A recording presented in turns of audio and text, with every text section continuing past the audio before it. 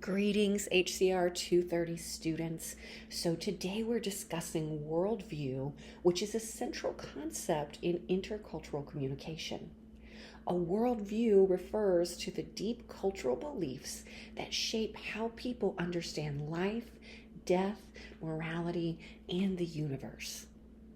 These beliefs influence how people communicate, how they interpret experiences, and how they make decisions. As healthcare professionals, or simply as members of a multicultural society, understanding worldview helps us recognize why people think, act, and communicate differently across cultures. So, our key ideas. In this chapter, we're going to explore several key ideas. First, what worldview is and how it develops. Second, the relationship between worldview and culture. Third, how worldview appears in daily life through religion, spirituality, ethics, and behavior. And finally, we'll briefly review major world religions and how they help to shape cultural explanations of life and of death. So, what is worldview? A worldview is the way people interpret reality and understand their place in the world. It includes how individuals see themselves and how they understand relationships with others and how they interpret events around them. In many ways, worldview acts like an invisible lens. We often don't realize that we're looking through it, but it shapes how we perceive everything. So, questions that shape worldviews. Every culture asks fundamental questions about life, such as what is the purpose of life? Is the universe guided by God, natural laws, or chance? What is the right way to live? Where did life come from? What happens after death? And what defines right and wrong?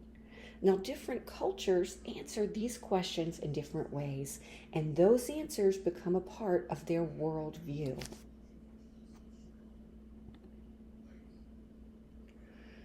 So, worldview and culture. Well, culture plays a major role in shaping worldview.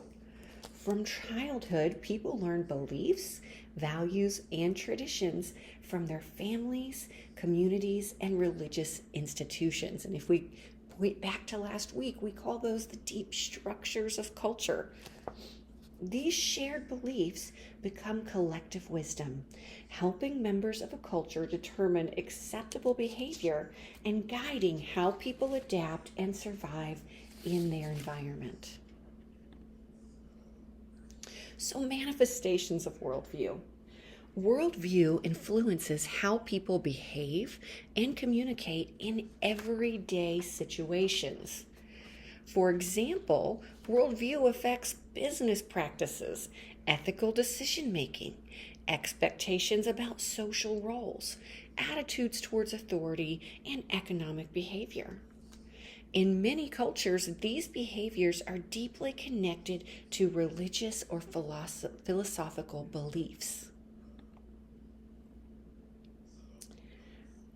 So, what are some of our constructs of worldview? Well, worldview can be expressed in several ways.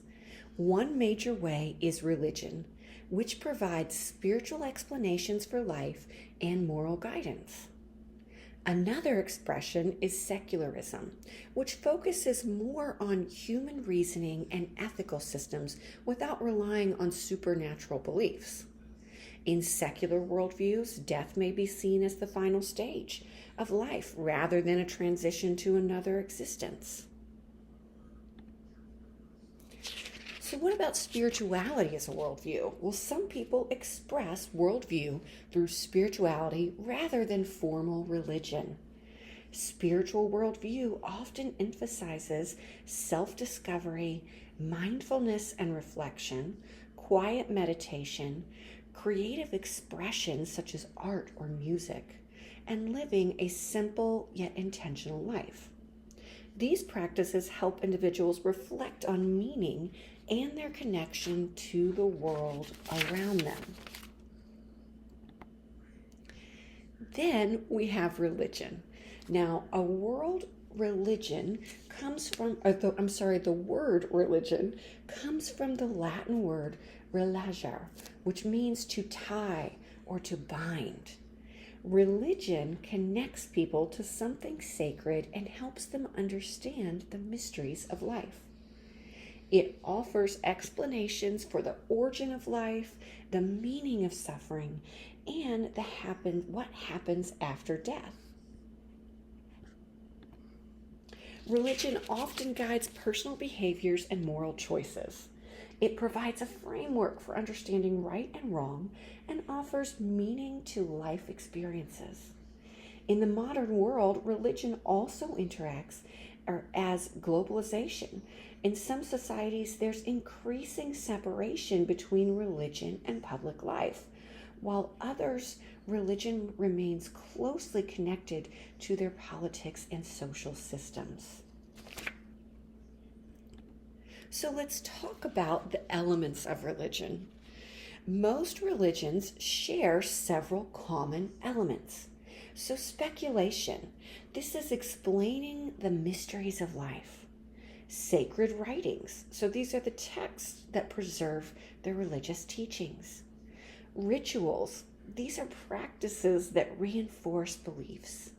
And ethics, and these are the guidelines for moral behavior. Now, these elements help to shape how members of religion understand the world. So now let's move on and talk about some of the major religions. And just as an FYI, these slides and this information from your text can be very helpful in your table of world religion assignment this week. So we're going to begin with Christianity. Now, Christianity teaches belief in one God who created the universe and sent Jesus Christ to redeem humanity. Central themes include sin and redemption, compassion and forgiveness, community and fellowship, the belief that humans are created in the image of God. Christianity also emphasizes hope in the face of suffering and belief in the afterlife of heaven or hell. Next, we have Judaism. Now, Judaism centers on one belief in one eternal God and obedience to the commandments found in the Torah. Judaism emphasizes moral responsibility, justice and ethical behavior, the importance of family and community, and a strong tradition of learning and education. Historically, Jewish communities have also been shaped by experiences of persecution and resilience.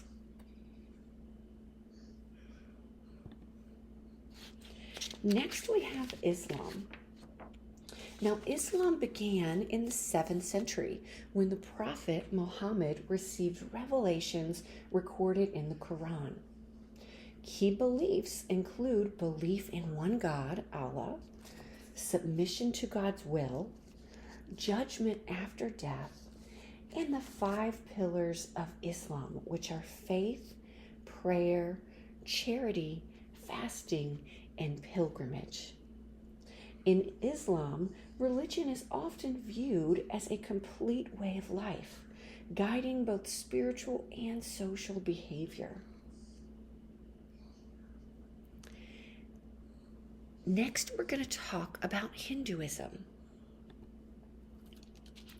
So, Hinduism is one of the oldest religion traditions and does not have a single founder. Some of the key concepts of Hinduism are that the divine presence is in all things. And then there's the concept of karma, which teaches that actions have consequences. And then there's dharma, which is a moral duty.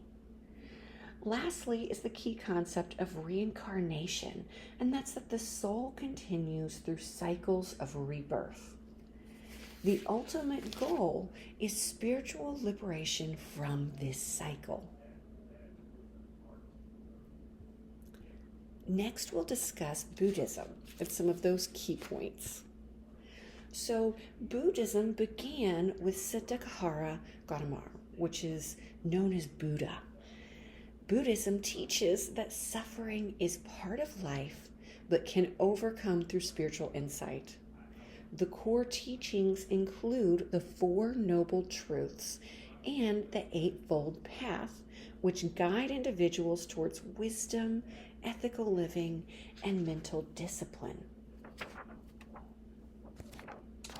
Our last overview, and these are brief, so you'll find a lot more information in the text and through each detailed slide. But the last one we're going to cover is Confucianism.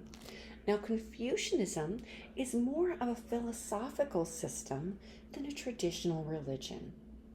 It emphasizes social harmony, respect for authority and family, education and moral development, as well as ethical relationships between people. Confucianism strongly influences communication styles, particularly the use of respect, indirect language, and attention to social roles.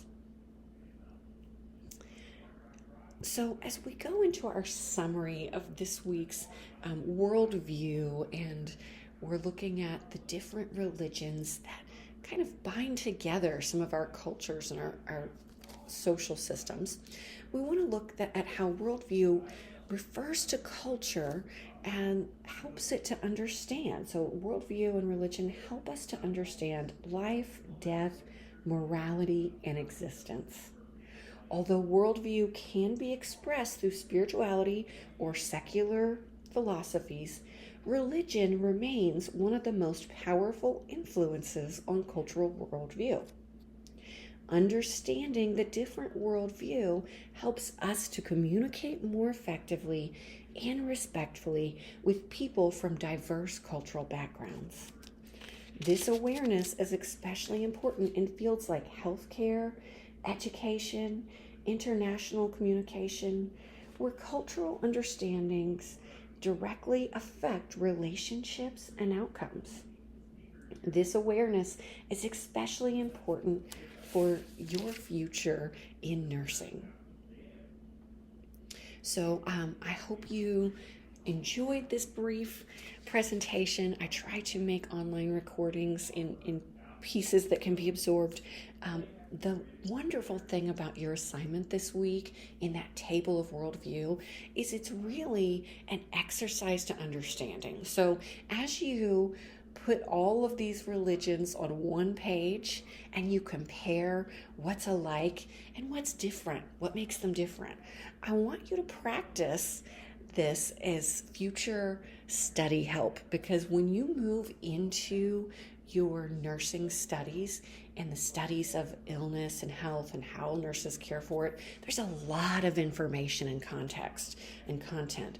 But just like there's a lot of religions and there's a lot of deep meanings, when you practice putting it on one page, either a table or a concept map, it's a great way for you to engage with the content, create categories, and kind of find like what's alike, what are the patterns, and maybe what are the outliers that I need to remember that define this concept. So this is a great assignment for you to practice. I want you to imagine using this type of assignment to make sense of nursing content later, because this is the exact thing that I assign my students to do to help in understanding, because we can't memorize everything, but we do have to know and memorize, and understanding helps us to narrow in on what to memorize in order for us to do those application NCLEX style questions. So I look forward to our time together this week and our discussions. I will see you all on Tuesday at 6 o'clock.